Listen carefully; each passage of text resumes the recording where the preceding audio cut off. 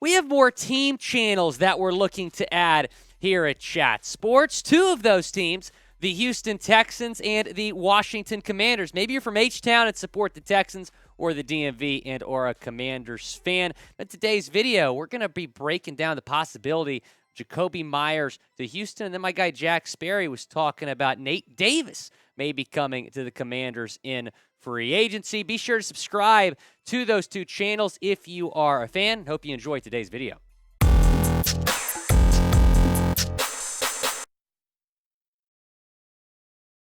H-Town, hold it down. Welcome into Texans Today. I am Will Scott. We're so excited to be getting you guys Texans videos again at Chat Sports. And today's video is all about Jakobi Meyers. Could the Texans sign the Patriots wide receiver? ESPN has the Texans as the best fit for Meyers in the 2023 NFL free agency period, which begins next month. Taking a look at what Meyers did this season in New England, played in 14 games, 6 touchdowns, over 800 receiving yards, 67 receptions on the year for Meyers. He is expected to be a hot commodity for teams in need of a wide receiver in free agency. Now, Meyers would be a solid wide receiver for a rookie quarterback. And if you bring him in, then maybe you don't have to draft a wide receiver at number 12. Maybe you go O-line or defensive line there. And the convenient thing about free agency is it is before the draft. So you can fill some of those needs in free agency and then look to the draft for some other needs on this team. But you definitely need a wide receiver. I do not think Brandon Cooks is going to be back on this team next year. I think Meyers is an explosive receiver. If in the right offense can put up maybe 1,000 yards per season. I really like him as a potential fit here for the Texans in free agency. And we're going to have you covered with all things Houston Texans, so be sure to go down and hit that subscribe button. The more subs we get here at Texans Today, the more content you get back at home. So go down and subscribe to the channel. And if you turn on your notifications, you are going to get an alert on your phone whenever we put out a video. Taking a look at the numbers that Meyers has put up in his career, he continues to get better. He had arguably the best season of his career this past season. Yeah, he didn't have a career high in yards, but he also played in 3 less games than he did in 2021. He did have a career high 6 touchdowns, and I think he really started to showcase the player he can be, and he is definitely one of the best wide receivers we are going to see available in free agency. Taking a look at what ESPN said about the fit here, the Texans will be in position to draft a rookie quarterback with the number 2 pick this spring. And Meyers is a fit here as a nuanced route runner with a 6'2" frame and strong hands to work the middle of the field.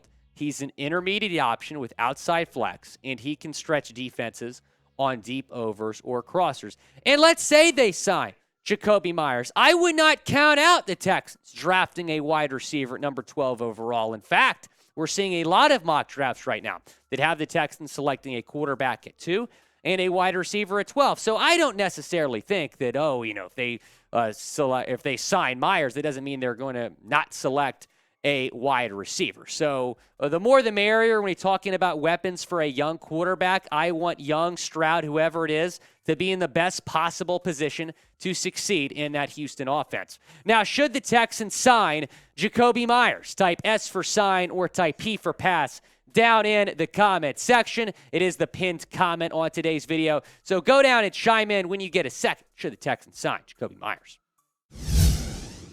Welcome into the Commanders Report. My name is Jack Sperry. I will be your host today. Today we have a Commanders free agency rumor where ESPN ranked the top 50 free agents in the NFL coming up here this offseason, and they linked Nate Davis, the guard from the Tennessee Titans, to the Washington Commanders. Trai Turner is going to be a free agent this offseason, and they think that Nate Davis is going to be a good fit. This is what they had to say. With Commanders right guard Trai Turner set up to be a free agent, Washington could upgrade at the position by adding Davis. He's a good mover at 320 pounds and can reach and climb in zone schemes, delivering a strike on contact. So Nate Davis is the type of guy that's been in the league for a while now. He was a very good grader, according to PFF grading this past season. I think that he's a very good player and somebody that the Commanders should absolutely consider bringing in this offseason if they want to protect Sam Howell, if Sam Howell, in fact, is going to be that starting quarterback for the Washington Commanders in 2023. I'm going to tell you a bit more about Nate Davis in just a second, but go ahead and subscribe to the channel right now, to the Commanders Report. Right now, this channel is a brand new channel here. We are going to be competing with 4 other new channels here at Chat Sports. Whoever gets the most subscribers will get turned into a full-time channel here at Chat Sports. So if you want full-time Commanders news and rumors content here on YouTube, go ahead and subscribe to that channel. Rack up those subscribe numbers, guys. All right, so last year, Nate Davis's PFF grade, Pro Football Focus, he had a 70.6, which is above average for an offensive guard, 17th in the league. He's like the ESPN quote said earlier, he's a good mover at 320 pounds. He can operate any scheme you want, power, zone, whatever. And he's also got a very powerful anchor in pass blocking. Really, really good overall offensive guard. And right now with Sam Howell looking to take that starting quarterback position for the Commanders, it's looking like that the Commanders are going to need to get some of these guys, some veterans, some really good pieces along that offensive line. Their tackles are pretty decent right now. They need to solidify that interior of the offensive line and try to get that pressure out of whoever the quarterback for Washington is going to be next year.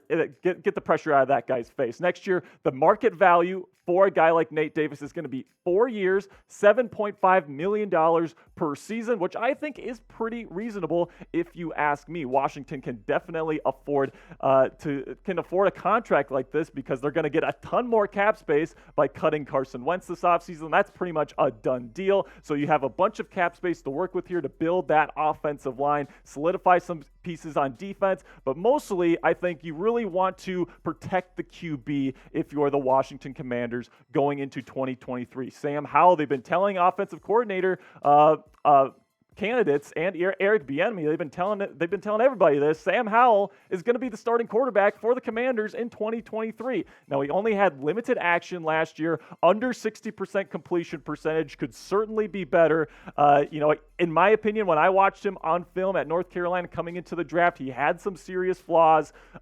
So it's going to be interesting to see what the Commanders do at the quarterback position this offseason. But one thing that is for sure, they need to solidify that interior of the offensive line to protect whoever it is. Right now, it's looking like Sam Howell, and if he's going to be the quarterback, I think that offensive line is going to have to be stout. All right, guys, let me know in the comment section right now. Should Washington sign Nate Davis in 2023 at offensive guard? Type Y if you think yes, or type N if you think no. All right, guys, we're starting up this Commanders channel back up again. It feels great. So go ahead, like this video, subscribe to the channel if you haven't already. If you want Commanders videos all year long. My name is Jack Sperry. I will be the host of the Commanders Report from here on out. And until next time, guys, peace.